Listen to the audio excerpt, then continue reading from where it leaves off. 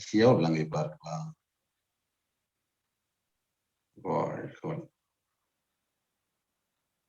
நண்பர்களே, நம்முடைய வாழ்க்கையில எல்லா துன்பங்களுக்கும் காரணம் ஆசை என்று புத்தர் சொல்றார். ஆசைதான் துன்பத்துக்கு காரணம்ன்றார். அந்த ஆசைதான் எதிர்பார்ப்பை ஏற்படுத்துது. எதிர்பார்ப்பு எப்பொழுதும் எவரிடமும் ஏமாற்றமே விளைவிக்கும். ஏது மனதில் அமையும். நீங்க எந்த எதிர்பார்ப்பு வச்சாலும் அது ஒரு நாள் உங்களுக்கு ஆப்பு வச்சு கண்டிப்பா உண்டு. என்னோட மனைவி இப்படி இருக்கணும், கணவர் இப்படி இருக்கணும், இந்த பொருள் இப்படி இருக்கணும், அந்த பொருள் அப்படித்தான் இருக்கணும், இந்த நிகழ்வு இப்படிதான் நடக்கணும். நீங்க எது வேணாலும் எதிர்பாருங்க. என் புள்ள நல்லா இருக்கணும்னு நினைச்சாவே அது பிரச்சனை. என் குழந்தை நல்லா இருக்கணும் அப்படின்னு நினைக்கிறது பிரச்சனை. நிறைய பேர் என்ன திட்டிட்டு இருப்பீங்க, என்னடா இந்த ஆளு பைத்தியக்கார மாதிரி பேசுறான், புள்ள நல்லா இருக்கணும்னு நினைக்கிறது பிரச்சனையா? எல்லாரும் நினைக்கிறது தானே. தான் புள்ள நல்லா இருக்கணும்னு நினைக்க கூடாதா? தோணுது தானே.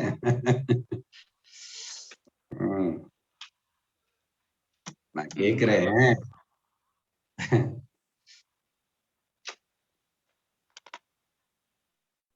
இந்த உள்ள ஒரு ஹார்ட் இருக்கு பாத்தீங்களா, அந்த ஹார்ட், உங்க இருதயம்,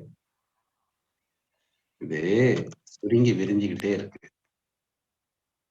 சுருங்குதே விரியுது, சுருங்குதே விரியுது. இந்த ப்ராசஸ் நடந்துகிட்டே இருக்கு. நீங்க பண்ணுனீங்களா இல்ல உங்க மேல பிரியமா இருந்தாங்களே, உங்களை ஈண்டெடுத்து வளர்த்த உங்க பெற்றோர் செய்தாங்க? யார் இதை இயக்குறா? இது தானே தானே நடக்குது. அங்கெல்லாம் இல்லம்மா, இங்கதான் இருக்கிறான். எங்கும் இருக்கிறான். எங்கும் உள்ளான் யாவும் வல்லான். அவன் இல்லாத இடமே இல்லை. அப்போ நீங்க தூங்கும் போது ஒரு 10 நிமிஷம் 5 நிமிஷம் நீங்க தான் தூங்கிட்டீங்களே, உங்களுக்கு தெரியாதுல்ல. அதனால ஒரு 10 நிமிஷம் அதை இயக்காம விட்டுறலாம் அப்படின்னு ஏதாவது நிறுத்தி வச்சானா? நீங்க டீப் ஸ்லீப், நல்ல தூக்கம் இருந்தாலும் நல்லா தூங்கிட்டு இருக்கிறார், நாம ஒரு 10 நிமிஷம் ரெஸ்ட் எடுத்துக்கலாம் இருக்கட்டும் அப்படின்னு ஷட் டவுன் பண்ணிட்டு போயிட்டானா? இந்த உலகமே லாக்டவுன்ல இருந்த போது கூட உங்க ஹார்ட் லாக்டவுன் பண்ணல அவன். கரெக்டா நடத்தினானா? சரி, உங்க ஹார்ட்டை அவன் தான் கரெக்டா ஃபங்க்ஷன் பண்ணினான். உங்க குழந்தையோட ஹார்ட்டை யார் பண்றது? உங்க குழந்தைங்க. அவங்களா பண்றாங்க? இல்ல நீங்க பண்றீங்களா? இல்ல கவர்மெண்ட் பண்ணுதா? அவன் தான் பண்றான். ஒரு வினாடி பொழுது கூட தவறில்லாம சீராக இயக்கக்கூடிய அவனுக்கு உங்க குழந்தைங்களை நல்லா பார்த்துக்கணும்னு தெரியாதா? நானே திருச்சி மலைக்கோட்டையில அன்னைக்கு போயிருந்தோம். அப்படியே போயிட்டே இருந்தோம். ஒரு அம்மா வந்தது, வயசான அம்மா வந்தாங்க. அந்த சாமி முன்னாடி நின்னாங்க. அவர் பேர் தாயுமானவர். சிவனுக்கு அந்த இடத்துல தாயுமானவர்னு பேரு. அவர்கிட்ட வேண்டிக்கிறாங்க, கையை கூப்பி, கடவுளே இந்த உலகத்தை காப்பாத்து கடவுளே அப்படின்னாங்க. என்ன வேண்டிக்கிட்டாங்க? இந்த உலகத்தை காப்பாத்துன்னு வேண்டிக்கிட்டாங்க. அத ஒரு 10 தடவையாவது சொல்லியிருப்பாங்க. ஏன்னா கொரோனா வேற வந்துருச்சு இல்ல, அதனால உலகத்தை காப்பா. நான் எங்க பாப்பாட்ட கூப்பிட்டு காமிச்சேன், வேற அந்த பாட்டி எப்படி வேண்டிக்கிறாங்க பாரு. உலகத்தை காப்பாத்துன்னு யாருக்கிட்ட சொல்றாங்க? ஈஸ்வரன் கிட்ட சொல்றாங்க. அப்புறம் நான் சொன்னேன், நல்ல வேலைடா தங்கம், இந்த பாட்டி மட்டும் ஈஸ்வரன்ட்ட போய் இதை சொல்லலன்னு வச்சுக்க, அவர் காப்பாத்தாம விட்டுருப்பாரு. அப்படித்தானே? காப்பாத்துவாரா, காப்பாத்த மாட்டாரா?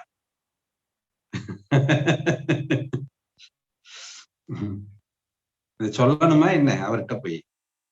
ஏன் அவருக்கு அறிவு கொஞ்சம் கம்மியா, இல்ல ஞாபகம் மறதியா? நம்ம சொன்னாதான் காப்பாத்துறதுக்கு.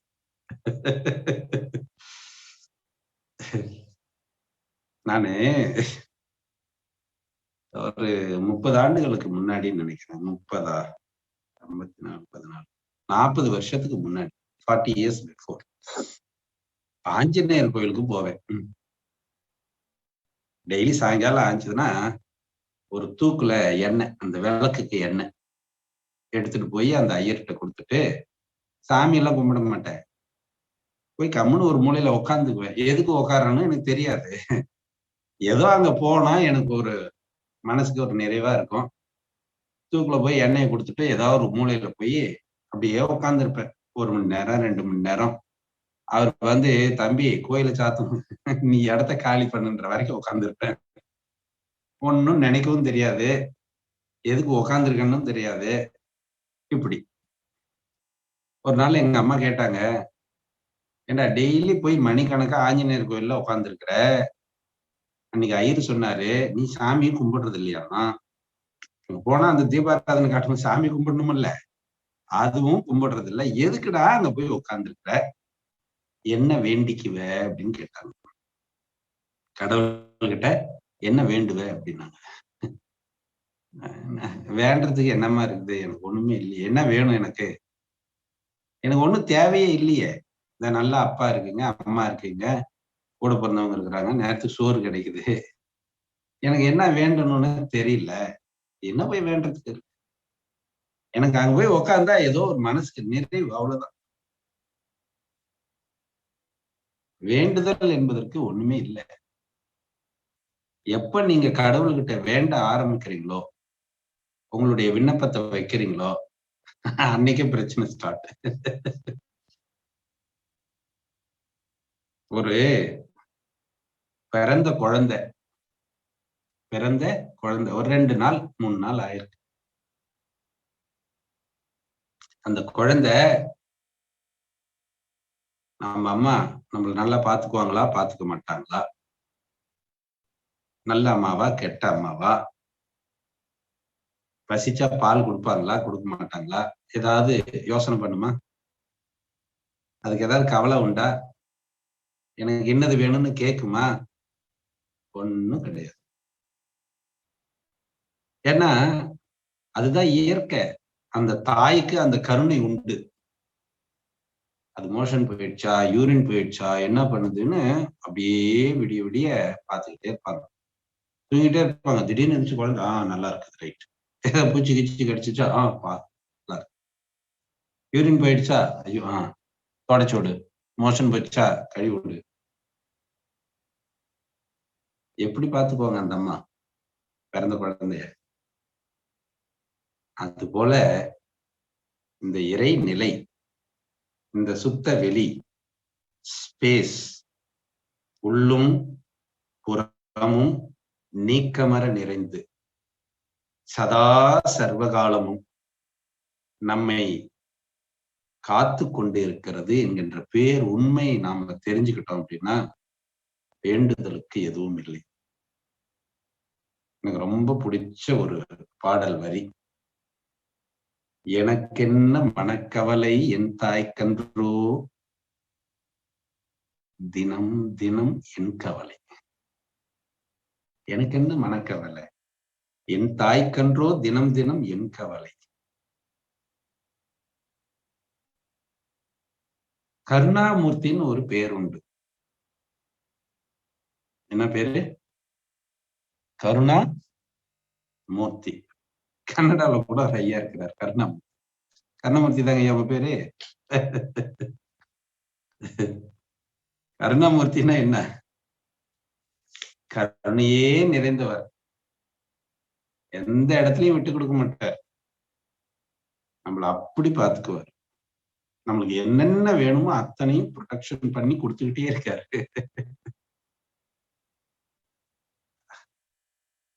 வற்றா இருப்பு என்று மகரிஷி சொல்வார்.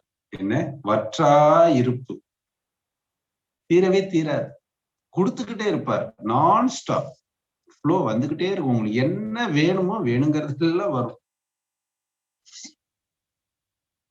பாரதி பாடல்ல சொல்லுவார், ஒன்றுமே வேண்டாது உலகனைத்தும் ஆளுவார் கான். ஒன்றுமே வேண்ட மாட்டாங்க, ஆனா உலகத்தையே அவங்கதான் ஆட்சி பண்ணுவாங்க. எவன் ஒருவன் பற்றற்று விடுகிறானோ அவன் தான் உண்மையான அரசன், அவன் தான் ஆண்டவன், அவன் தான் கடவுள். பற்று இல்லாதவன் அவன்கிட்ட இல்லாததே இல்லை. எவனுக்கு பற்று இல்லையோ அவனுக்கு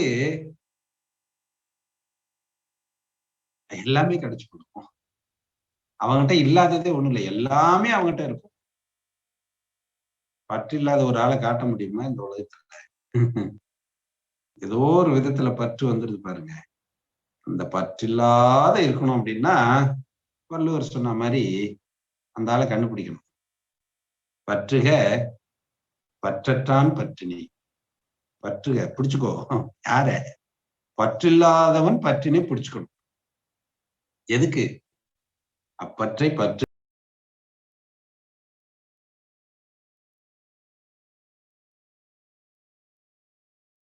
விட்டு போறதுக்கு அந்த பற்றில்லாதவன் பற்றை பிடிக்கும். யாரு பற்றில்லாதவன்? சுத்த வெளி, ஸ்பேஸ். ஸ்பேஸுக்கு என்ன பற்று இருக்கு சொல்லுங்க. அதுக்கு ஏதாவது வேணுமா ஸ்பேஸ்க்கு? பூமிக்கு கூட தான் சுத்துறதுக்கு ஒரு எனர்ஜி வேணும், ஒரு சக்தி வேணும். ஸ்பேஸுக்கு என்ன வேணும்? அது ஒண்ணும் தேவையில்லை. சரி, அது ஒண்ணும் தேவையில்லை. அதுல இல்லாதது என்ன? பூமி எதுல இருக்குன்னா அந்த பூமியே அதுக்குள்ளதான் இருக்கு. சூரியன் எதுல இருக்குன்னா அதுவும் அதுக்குள்ளேயேதான் இருக்கு. இந்த பிரபஞ்சமே அதுக்குள்ளதான். அதுல இல்லாத ஒரு பொருளை காட்டுங்க பார்க்கலாம். சரி, அது இல்லாத ஒரு அணுவை காட்டிருங்க பார்க்கலாம். ஒவ்வொரு அணுவுக்குள்ளேயும் அந்த ஸ்பேஸ் தான் இருக்கு. கரெக்டா? தூணிலும் இருக்கிறான், துரும்பிலும் இருக்கிறான், இங்குங்கெனாதபடி எங்கும் பிரகாசமாய் ஆனந்த பூர்த்தியாய் அண்டகோடி அனைத்துள்ளும் நிறைந்து இருக்கிறான். இங்குங்கெனாதபடி, இங்க அங்க அங்க அப்படிலாம் இல்லை, எல்லா இடத்துலயும் பூரணன். பூரணன். அப்படி ஒரு அற்புதம் அந்த சுத்த வெளி. அது நம்ம கிட்ட இருக்கா? நம்ம உடம்புல இருக்கா? உச்சியில இருந்து பாதம் வரையில அணு இருக்கு. இந்த எலும்பு, தசை, நரம்பு, இந்த 24 ஆன்ம தத்துவங்களும் இருக்குது. ஆனா அதுக்குள்ள ஒவ்வொரு அணுவுக்குள்ளயும் சுத்த வெளி இருக்கு. சயின்ஸ்ல சொல்லியிருக்காங்க, இப்போ ஒரு பொருள் எடுத்தீங்க அப்படின்னா, அல்லது ஒரு நபரை எடுத்தீங்கன்னா, அல்லது ஒரு சுவரை எடுத்தீங்கன்னா, எதையோ ஒண்ணு எடுத்து ஆராய்ச்சி பண்ணிதான், இப்ப நம்ம உடம்பு வச்சுக்கோங்க, உச்சியில இருந்து பாதம் வரைக்கும் ஒரு குறிப்பிட்ட பருமன் இருக்கு. இந்த இடத்துக்குள்ள ஸ்பேஸும் இருக்கு, ஆட்டமும் இருக்கு. ரெண்டு சேர்ந்ததுதான் இந்த உருவம். இப்ப இந்த இடத்துல, இவ்வளவு பெரிய இடத்துல எவ்வளவு ஸ்பேஸ் ஆக்குபை பண்ணிருக்கு, இந்த ஆட்டம்ஸ் எவ்வளவு இடத்த ஆக்குபை பண்ணிருக்கு அப்படின்னா 99.96% ஸ்பேஸ் தான் இருக்குது இங்க. ஆச்சரியமா இருக்கு உங்களுக்கு. என்னப்பா இப்படி சொல்றீங்க? ஆனா இது உருவம் தானே தெரியுது. 0.04% தான் இந்த அணுக்கள். மீதி எல்லாம் வெறும் ஸ்பேஸ். ஆனா நம்ம கண்ணுக்கு என்ன தெரியுது? பார்த்தா இந்த உருவம் தான் தெரியுது, ஸ்பேஸ் தெரியல. எப்ப நீங்க அந்த ஸ்பேஸ உணர்றீங்களோ அதுக்கு பேரு ஞான கண்ணுன்னு பேரு, நெற்றி கண்ணுன்னு பேரு, அறிவு கண்ணுன்னு பேரு. என்ன கண்ணு? நெற்றிக்கண், ஞானக்கண், அறிவு கண். அந்த சிவத்தோட கண், சிவனோட கண் நெற்றிக்கண். அந்த நிலையில இருந்து பார்த்தாதான் அதை பார்க்க முடியும். நீங்க எப்ப சுத்த வெளியா மாறுறீங்களோ அப்பதான் சுத்த வெளி உங்களுக்கு உணர்வுக்கு வரும். சுத்த வெளியா எப்ப மாறுறது? எது தடை அப்படின்னா, உங்ககிட்ட இருக்கிற ஆசை தடை, உங்ககிட்ட இருக்கிற பற்று தடை, உங்களுடைய வேண்டுதல் தடை.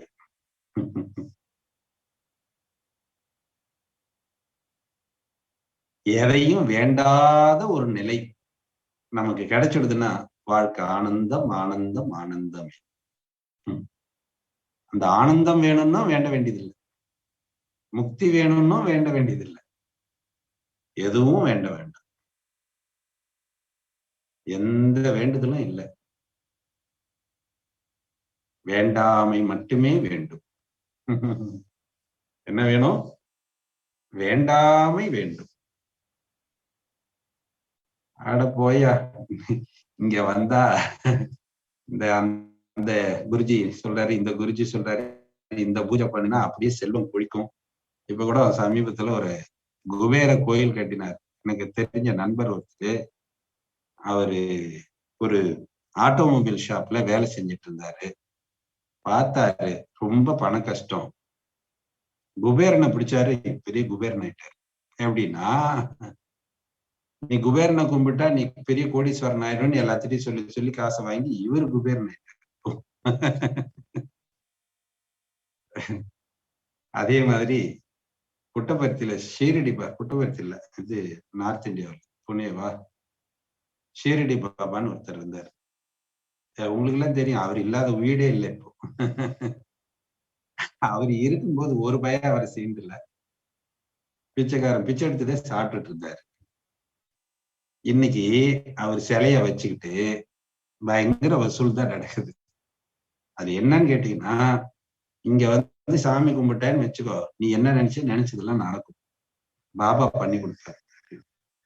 அவர் தெளிவா சொல்லிட்டு விட்டாரு, ஆசையை விடுங்கடா அப்படின்னு தெளிவா சொல்லிட்டாரு. அவரை வச்சுட்டு இவன் நீ சம்பாதிக்கிறான். நம்மள ஏமாத்துறதுக்குன்னு ஒரு பெரிய கூட்டம் இருக்கு. உண்மையை சொல்றதுக்கு யாரும் தயாரா இல்ல. உண்மையை சொன்னாங்கன்னா அதை கேட்கறதுக்கு யாரும் தயாரா இல்லை. உண்மையை சொல்றதுக்கும் யாரும் தயாரா இல்லை. அப்படியே யாராவது ஒருத்தர் வள்ளலார் மாதிரி, வேதாத்திரி மகரிஷி மாதிரி யாராவது ஒருத்தர் வந்தாலும், இயேசு கிறிஸ்து மாதிரி யாராவது வந்தாலும் அவரை கல்லால் அடிச்சு கொண்டு போடுவானுங்க. ஏன்னா உண்மையை சொல்றாரு அவரு. இப்ப நான் சொல்றேன், வேண்டுதல வேண்டாம், ஆசைப்படாதீங்க, நிம்மதியா இருங்கன்னு சொல்றேன். கேப்பீங்களா? அடக்கடவுளே, இவர்கிட்ட வந்தாக்கா இவர் ஒண்ணு வேணாம், சன்னியாசியா போடான்னு சொல்றாரு. அப்படி இல்லைங்க. உங்களுடைய உள் உணர்வுல ஒரு மாற்றம் வேணும். இப்ப நான் தான் கல்யாணம் பண்ணிக்கிட்டேன், ஒய்ஃப் இருக்காங்க, குழந்தை பெற்றுக்கிட்டேன், குழந்தை இருக்குதாங்க, இந்த வீடு இருக்குது, கார் இருக்குது, பேசுறேன், செல்போன் வச்சிருக்கிறேன், எல்லாம் தான் இருக்குது. நான் எதுக்கும் ஆசைப்படல. இந்த வாழ்க்கைய, இந்த இறைநிலைய அடையறதுக்கு ஒரு பயணம். அந்த பயணத்துல சில பொருள் தேவைப்படுது, சில நபர்கள் தேவைப்படுறாங்க. தேவைக்கு வாழணும். நான் எளிமையா ஒரு சாமியம் சொல்லி கொடுத்தேன் எங்க பொண்ணுக்கு. என்ன சொல்லி கொடுத்தேன்னா, அவங்க 4th படிக்கும்போது 9 years old அந்த டைம்ல பென்சிலும் ஒரு ரப்பரும் வேணும்னு கேட்டாங்க. கடைக்கு கூட்டிட்டு போனேன், ஒரு டிபார்ட்மெண்டல் ஸ்டோர். நல்லா கூர்ந்துங்க, நீங்க ரொம்ப முக்கியமான விஷயம் அது. உங்க வாழ்க்கைக்கு பெரிய இடத்துல ஒரு பெரிய சிக்கல்ல இருந்து உங்களை விடுவிக்கிறதுக்கு அருமையான ஒரு நிகழ்வு. போன உடனே இந்த வாசப்படி நுழையும் போதே இப்படி பார்த்தாங்க, பாப்பா என் கையை பிடிச்சாங்க, இப்படி நில்லுங்க ஒரு நிமிஷம் அப்படின்னாங்க. இப்படி கையினா இந்த வயருக்குள்ளதானே இருப்பாங்க. என்னடா அப்படின்னு, இப்போ நான் ஏதாவது கேட்டா வாங்கி தருவீங்களா? ஏதாவது கேட்டா நல்ல அந்த ஒவ்வொரு வார்த்தையும் கவனிக்கணும். வாங்கி தரேன். 2வது வார்த்தை கேள்வி, எதை கேட்டாலும் வாங்கி தருவீங்களா? என்னடா இது, எதை கேட்டாலும் வாங்கி தருவீங்களா, ஏதோ வில்லங்கமா கேட்க போறான் போல இருக்குன்னு சொல்லிட்டு எதை கேட்டாலும் வாங்கி தரேன். அடுத்த கேள்வி என்ன இருக்கும்? இந்த கடையே கேட்டா அப்படின்னா, இந்த கடை இல்லடா, இந்த மாதிரி 2 கடை கேட்டாலும் நான் வாங்கி கொடுத்துறேன். அடுத்த கேள்வி, நிஜமாவா? 2 கடை யாராவது வாங்கி தர முடியுமா? அதுக்காக கேட்கிறேன், நிஜமாவா அப்படின்னு. நிஜமாலுமே வாங்கி தரேன். ஆனா நான் ஒரு கேள்வி கேட்கிறேன், அதுக்கு பதில் சொல்றியா அப்படின்னு. சொல்லுங்க. நீ ஒரு பொருளை வாங்குற, அந்த பொருளை வாங்கினா அதன் மூலமாக உனக்கு இன்பம் வேணுமா துன்பம் வரணும்? நீங்களாம் சொல்லணும் இப்ப பதில். ஒரு பொருள் வாங்குறீங்க, அது மூலமா உங்களுக்கு இன்பம் வரணுமா துன்பம் வரணும்? துன்பம் வர்ற பொருளை நீங்க வாங்குவீங்களா? வாங்க மாட்டீங்க தானே? இன்பம் வர்றதுக்காக தானே வாங்குறீங்க. சரி, இன்பம் வரணும்னு அவனும் உங்களை மாதிரியே தான் சொல்றான். அதுக்கு ஒரு ஃபார்முலா இருக்கு, ஒரு சாமியம். அதை நான் சொல்றேன், அதுபடி நீ கேளு. நீ தேவைக்காக ஒரு பொருள் வாங்கினீன்னா, ஒரு நிகழ்வு நடத்தினீன்னா உனக்கு இன்பம் வரும். ஆசைக்காக ஒரு பொருள் தேவையே இல்லை, ஆனா ஆசை, ஆசைக்காக ஒரு பொருளை வாங்கினீன்னா, ஒரு நிகழ்வு நிகழ்த்தினீன்னா அதுல சிரமம் வரும். இன்பமும் வரும், கூடவே கொஞ்சம் சிரமமும் வரும். மூணாவது நல்லா கவனிங்க, பெருமைக்காக ஒரு பொருளை வாங்கினீங்கன்னா, ஒரு நிகழ்ச்சியை நிகழ்த்தினீங்கன்னா துன்பம் மட்டுமே வரும். அதுல கொஞ்சம் கூட இன்பம் இருக்காது.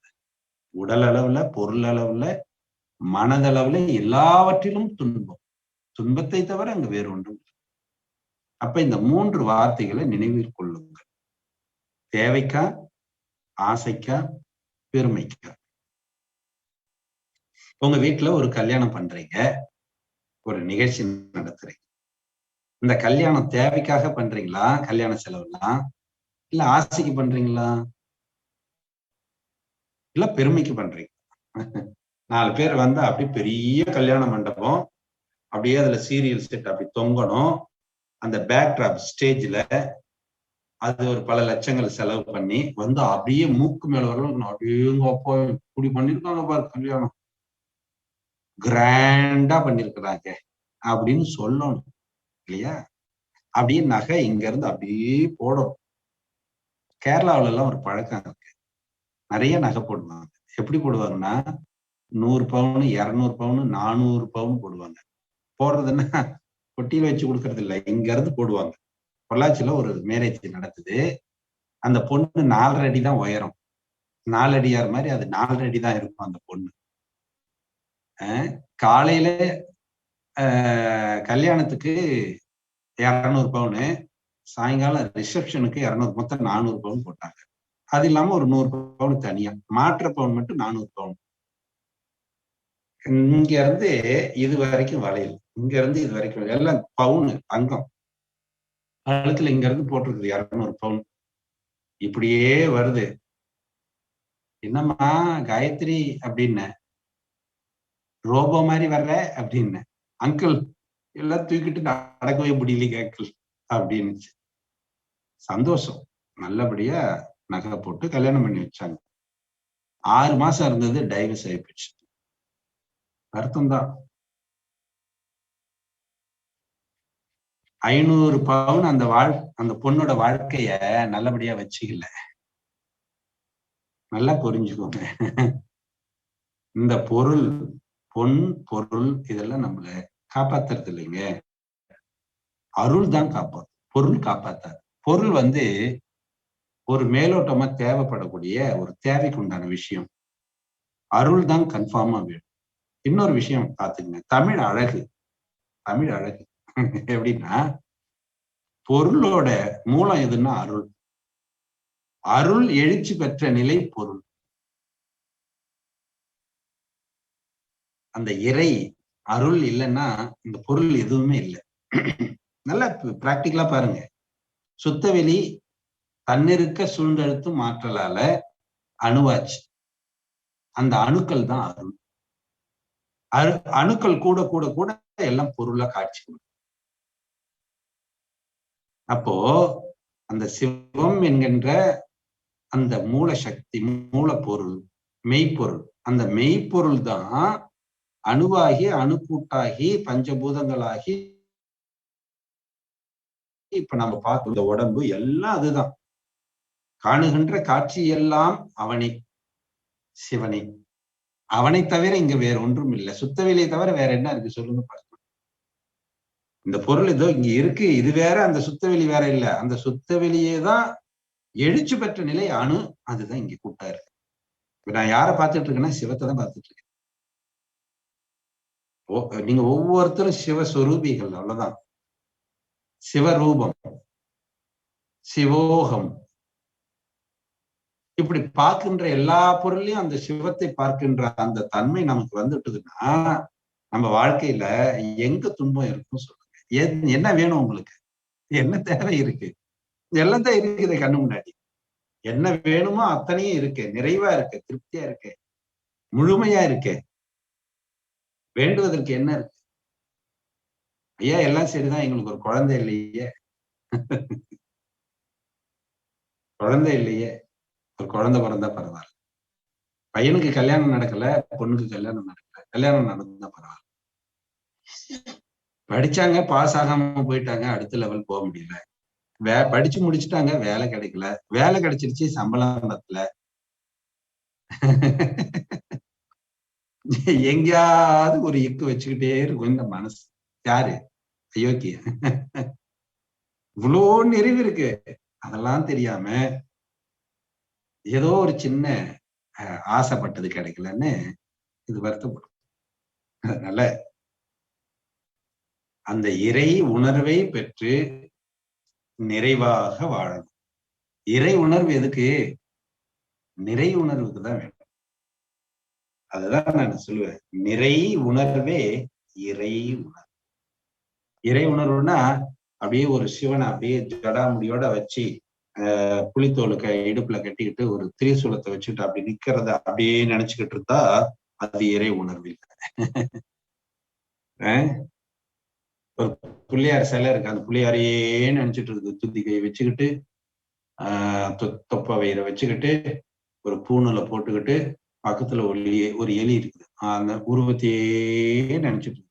இது இறை உணர்வு இல்லை, நீங்க ஏதோ ஒரு உருவத்தை நினைச்சுட்டு இருக்கிறீங்க. இறை உணர்வுன்னா திருப்தி, நிம்மதி, ஃபுல்ஃபில்னஸ், நிறைவா இருக்கு. அப்பா சூப்பர். அந்த நிறை உணர்வு எல்லோருக்கும் வரணும் அப்படின்னா அதுக்கு ஒவ்வொரு பயிற்சியும் இன்னைக்கு காலையில கூட புதுசா ஒரு தியானம் கொடுத்தேன், சதானந்தன் ஐயா. அந்த மாதிரி எல்லாத்துலயும் நிறைவு வேணும். எப்பொருள் எத்தன்மை தாயினும் அப்பொருள் மெய்ப்பொருள் காண்பது அறிவு. எந்த பொருள் எந்த தன்மையில வேணாலும் இருக்கட்டும், அதனோட மெய்ப்பொருள் என்னன்னு பார்க்க தெரியணும். மெய்ப்பொருள் என்ன? ஸ்பேஸ். போங்கய்யா, இந்த ஸ்பேஸ நினைச்சுக்கிட்டே இருந்து எனக்கு என்ன வரப்போகுது? பணம் வருமா? பொருள் வருமா? புகழ் வருமா? எல்லாம் வரும், எல்லாம் வரும். இது நான் சும்மா வாய்மொழிக்கெல்லாம் சொல்லல. என் கூட குறைஞ்சது ஒரு 5 வருடம் டிராவல் பண்ணிருந்தீங்கன்னா உங்களுக்கு தெரிஞ்சிருக்கும். அட்லீஸ்ட் கடந்த ஒரு வருடமாக டிராவல் பண்ணவங்களுக்கு கூட தெரிஞ்சிருக்கும். அடுத்த வேளை சாப்பாட்டுக்கு கூட என்கிட்ட காசு இல்லை. அடுத்த வேளை சாப்பாட்டுக்கு காசு இல்லை, நான் நிம்மதியா இருக்கேன். ஆனா எனக்கு என்னென்ன வேணுமோ எல்லாமே வந்துகிட்டே இருக்கு. நேற்று எதுக்கோ ஒரு பணம் எடுத்தோம், எடுக்கும்போது எங்க வீட்டுல சொன்னாங்க, ஏங்க அதை எழுதி வைங்க, என்னென்ன செலவுன்னு பாக்கணும் இல்ல அப்படின்னு. நம்ம செலவு கணக்கு பார்க்கறதுதான் ஒருத்தர் சித்ரா குப்தா இருக்கான்னு, நீ என்ன கணக்கு போய் பாக்குற? இந்த ஃபார்முலா மட்டும் மறந்துடாது. தேவைக்கா, ஆசைக்கா, பெருமைக்கா, அதை மட்டும் பார்த்துக்க. மீதி எல்லாம் அவன் பார்த்துக்குவான். எப்ப நாம கணக்கு பார்க்கணும் தெரியுங்களா? ஆசைக்கும் பெருமைக்கும் செலவு பண்ணீங்கன்னா கணக்கு பார்த்தாகணும். தேவைக்கு செலவு பண்ணி பாருங்க, ஒரு கணக்கும் வேண்டாம். என்ன கணக்கு பார்க்க போறீங்க? அதனால இன்றைய வகுப்புல நம்ம 3 விஷயங்களை நம்ம தெளிவா பார்த்திருக்கோம். தேவைக்கா, ஆசைக்கா, பெருமைக்கா. அடுத்தது, எனக்கென்ன மனக்கவலை, என் தாய் கன்றோ தினம் தினம் என் கவலை. அவன் பார்த்துக்குவான், இது ஒண்ணு கவலைப்படாங்க, நிச்சயமா பார்த்துக்கிறான். ரெண்டாச்சா? 3வது முக்கியமான விஷயம், கடவுளே என்ன நல்லபடியா பார்த்துக்கடா சாமி. தயவு செய்து சொல்லாதீங்க, கோபம் வந்துட போறது அவனுக்கு. ஒரு டிரைவர் வண்டி ஓட்டிட்டு இருக்கிறாரு, போய் யோ பாத்து ஓட்டியா பாத்து ஓட்டியா பாத்து ஓட்டியான்னு சும்மா சொல்லிக்கிட்டே இருந்தா முதல்ல கீழே இறங்கடா நீ அப்படின்ட்டுருவாரு. கோவம் வந்துருமில்ல. அந்த மாதிரி அவங்ககிட்ட போய் நல்லா பாத்துக்க நல்லா பாத்துக்க அண்ணாட எந்திரிச்ச உடனே அவனுக்கு போய் தொந்தரவு பண்ற. ஒரு ஆள் பண்ண எல்லாரும் போய் நை நை நைன்னு என்ன நல்லா பாத்துக்க என்ன நல்லா பாத்துக்கன்னா ஏன்டா என் மேல நம்பிக்கை இல்லையாடான்னு திருப்பி கேட்பான் கடவுள். எதுக்கு வேண்டீங்க? நீங்க நல்லா உடற்பயிற்சி பண்ணுங்க, டெய்லி பயிற்சி பண்ணுங்க, உடம்பு நல்லா ஆயிட போகுது. அப்போ நோய் இல்லாம இருக்குமா? நோய் இருக்கத்தான் செய்யும். இந்த உடம்புக்கு என்ன பேரு? ஊன் பேரு. ஊன் உடலே ஆலயம். ஊன்னா புண்ணு. இந்த புண்ணுதான் கண்டிப்பா ஏதாவது ஒரு வழி டெய்லி இருக்கும், இல்லாம இருக்காது. நீங்க என்ன யோகா பண்ணாலும் இருக்கும்.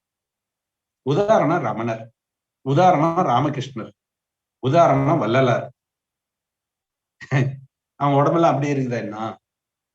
இது இல்லைங்க. நீங்கன்றது இந்த உடம்பு இல்ல, நீங்கன்றது அந்த பரபிரம்மம். முதல்ல உங்களை நீங்க கண்டுபிடிச்சிருங்க, எல்லா பிரச்சனையும் சார் அப்படி இருக்கு. அதனால ஒரு 5 நிமிடம் நம்ம ஓய்வு எடுத்துட்டு, ஓய்வுன்னா போய் படுத்துக்க கூடாது, ரெஸ்ட் ரூம், ஓய்வு அறை அங்கேயும் போய் உட்காந்து தூங்கிடக்கூடாது. எனக்கு எங்க அப்பா ஏதாவது கூப்பிட்டாருன்னு வச்சுக்கோங்களேன், இந்த பாத்ரூம் போயிட்டு வரேன்னு அங்க போய் உட்காந்து கொஞ்ச நேரம் தூங்கிட்டு வருவேன். அந்த மாதிரி ஒரு 5 நிமிடம் மலை ஜலம் கழிச்சுட்டு நல்லா ஃப்ரெஷ்ஷா வாங்க. இத ஐயா அவருடைய அருமையான ஆங்கில மொழியில நமக்கு விளக்கம் கொடுக்க போறாரு. அவரையும் அன்போடு வரவேற்று இந்த அடுத்த நிகழ்வை துவங்குவோம். ஒரு 5 நிமிடம். வாழ்க வளம். In the first session, and he was talking about the desire and the problems we face because of that. And Buddha said, Gautama Buddha, all the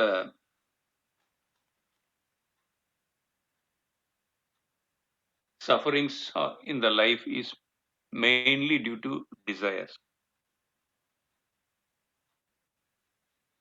Vedatri Maharishi also said, expectation will lead to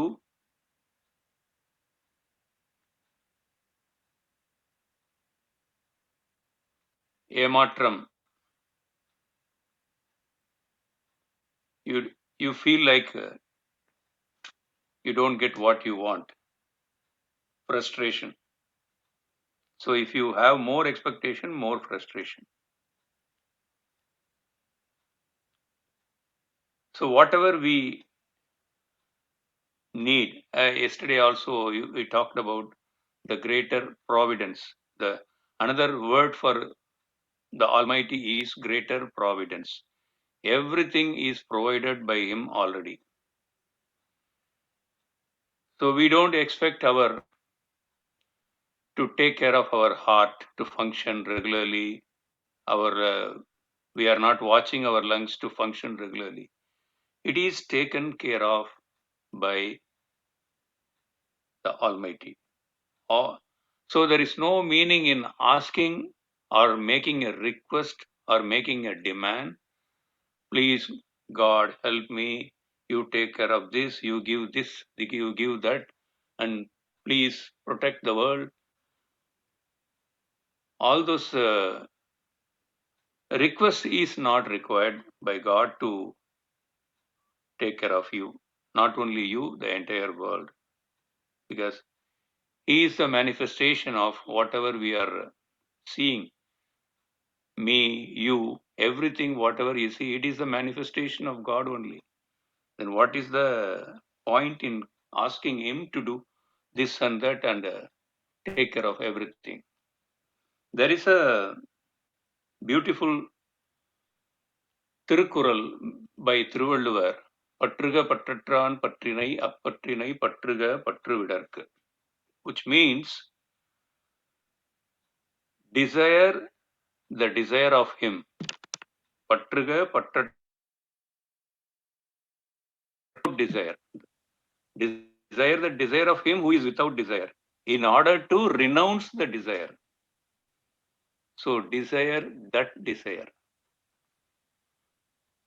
It is like he was playing with the words. Basically, the meaning is just the only desire you can have is God, and that also that desire should be to give the desire. Vendamai ஒன்றே வேண்டும், he says. This is the meaning. And he is going on. The Almighty is providing everything. The great important quality, there are 4 qualities we used to talk, the qualities of the Almighty.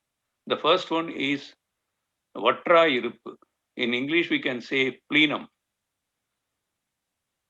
If there is 1,000 kg gold, and if you take 2 kg gold out of it, its balance is a little less, 998 only. But it's not like that. Whatever is taken, still it is there. Without it's sometimes we say no Akshayam. Alla kurayadu, vatra iruppu. So it is never diminishing, it is the plenum. That so if you understand that quality, you will not ask all these things. To realize the absolute space. So we already talked enough about absolute space, wherever you go, it is only space. In your body, it is space. It's outside also, there is space.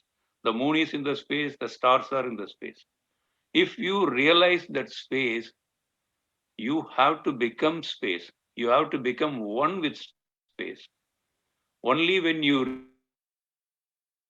remove all unwanted garbage desires and so many expectations, then you will see the pure form of the space.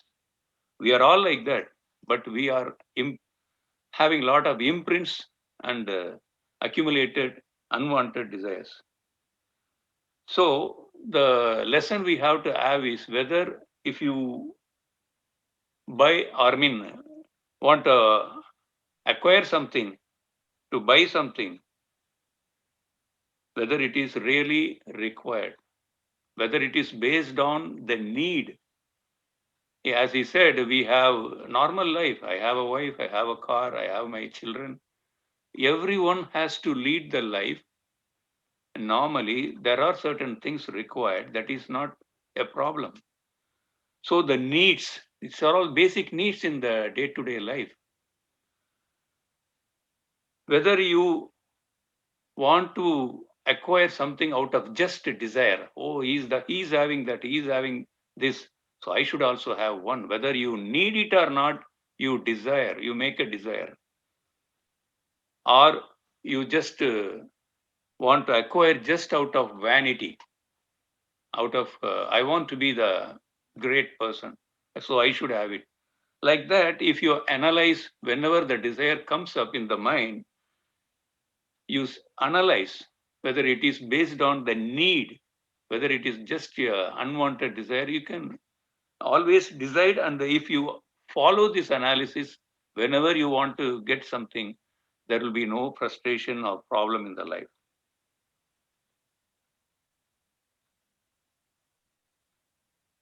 So the lesson we have to carry is to approach everything in this analytical fashion and get rid of the accumulated things. As he said in Tamil, Nirai Unarve, Irai Unarvu. The real feeling of God is only when you feel fully contented and fully satisfied. Always be satisfied and fully contented. Then that will lead to the path of God. So let's move on to the next session. Thank you. I will conclude now. வாழ்க எல்லோரும் வாழ்க வளமுடன். வாழ்த்து பெரும் சக்தி அது. மகிழ்ச்சி. சொன்னோம், வேண்டுதல் வேண்டாம்னு சொன்னோம். நிறைய பேருக்கு கேள்வி வந்திருக்கும். ஐயா, தட்டுங்கள் திறக்கப்படும், கேளுங்கள் கொடுக்கப்படும். இயேசு சொன்னது தப்பா? பெரிதினும் பெரிதுக்கு யூ திங்க் பிக் எல்லாம் சொல்லியிருக்காங்களே, இப்ப தப்பா?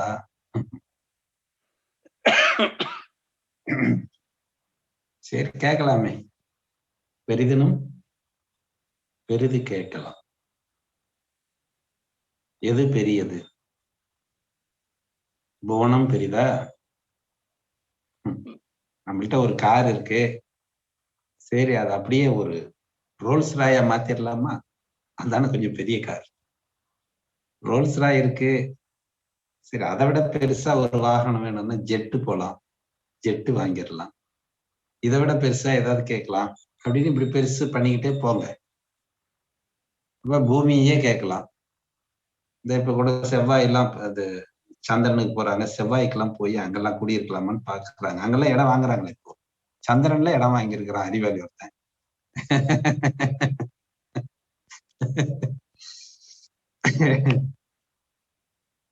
சரி, சந்திரனை வாங்கிடலாம், சூரியனை வாங்கிடலாம். இதை விட ஏதாவது பெருசா இருக்கா? முஸ்லிம் மார்க்கத்துல அழகா ஒரு வார்த்தை சொல்லுவாங்க, இறைவன் மிகப்பெரியவன். சுத்த வெளியை விட பெருசா ஒண்ணு ஏதாவது இருக்கான்னு பாருங்க. அந்த சுத்த வெளியை நம்ம வாங்கணும், அதை கேட்கணும், அதை அடையணும் அப்படின்னு சொல்லலாம். சரி, நான் கேட்கிறேன், சுத்த வெளியை எங்க போய் அடைய போறீங்க? இங்கேயே 99.96% அதுதான் இருக்கு. என்ன நானே கேட்டு வாங்கணுமா என்ன? ஆல்ரெடி இருக்கு.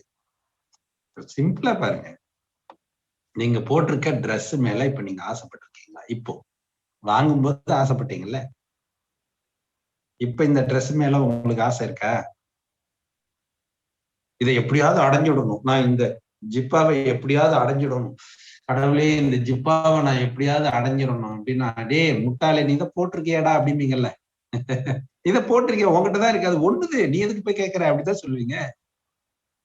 அதே மாதிரி நீ பூரணன், நீ தான் காட், நீ அந்த ஸ்பேஸ் தான் நீ அப்படின்னு நீங்க உணர்ந்துட்ட போது நீங்க என்ன போய் கேட்க வேண்டியிருக்குன்னு கேட்கிறேன். நான் யாருன்னு தெரிஞ்ச ராமனார் அழகா சொல்லிட்டாரு, நீ யாருன்னு கண்டுபிடிப்போ, அவ்வளவுதான். கண்டுபிடிச்சா ஃபுல்ஃபில்னஸ் முடிஞ்சிருச்சு. நீ வேற யாரும் இல்ல, இந்த உடல் அல்ல, இந்த உயிர் அல்ல, இந்த மனம் அல்ல, இந்த அறிவல்ல, இந்த புத்தி இல்ல, இந்த சித்தம் இல்ல, இதெல்லாம் நீ இல்ல. அப்ப வேற யாரு மிச்சம் என்ன இருக்கு? ஸ்பேஸ், அதுதான் நீ. ரொம்ப சிம்பிளா முடிஞ்சிருச்சு. இதெல்லாம் இந்த அறிவு வரைக்கும் வந்துருச்சு, நம்மளுக்கு தெரியுது, புரியுது, ஆனா உணரலையே. உணர்வுக்கு எப்படி வர்றது? அதுதான் பயிற்சி. இந்த உடற்பயிற்சி எல்லாம் சும்மா எப்படி கொஞ்சம் நல்லா இந்த எங்கேயாவது குடிச்சிட்டு இப்படி உதறோம்ல, அவ்வளவுதான். இதெல்லாம் விடுங்க, உள்ள போகணும். தட்டுனா திறக்கும். எதை தட்டணும்? இங்க தட்டணும். இங்க கடந்து உள்ள போறதுக்கு தான் அவர் இயேசு சொன்னாரு. நீங்க இந்த பொருள் வாங்கறதுக்கு எல்லாம் அவர் சொல்லல. ஒரு வீடு கட்டிடணும், தட்டுங்கள் திறக்கப்படும், கேளுங்கள் கொடுக்கப்படும், பிச்சை எடுக்க வேண்டியது. பரலோகத்தில் இருக்கும் பரமபிதாவே, கிருஷ்ணா, ராமா, கோவிந்தா, ஈஸ்வரா, பிள்ளையாரப்பா, முருகா, குட்ராசாமி குட்ராசாமி குட்ராசாமின்னு பிச்சை எடுத்துக்கிட்டே இருக்கு. அதெல்லாம் தூக்கி போட்டுட்டு சும்மா நம்ம கையை காலை உதறணுமா, கரண்ட் ஷாக் பயிற்சி பண்ணணுமா, ஹாயா இருந்தோமா அப்படின்னு இருக்கணும். எல்லாம் நல்லா நடக்கும், எல்லாம் நல்லா நடக்குது, எல்லாம் சூப்பரா நடக்குது, அருமையா இருக்கு, பிரமாதமா இருக்கு. என்கிட்ட யாராவது கேட்பாங்க, ஐயா எப்படி இருக்கீங்க? ஐயா நல்லா இருக்கீங்க? நல்லா இருக்கேன்னுலாம் சொல்ல மாட்டேன். நல்லா இருக்கேன், சூப்பரா இருக்கிறேன், பிரமாதமா இருக்கிறேன், கிரேட்டா இருக்கிறேன்,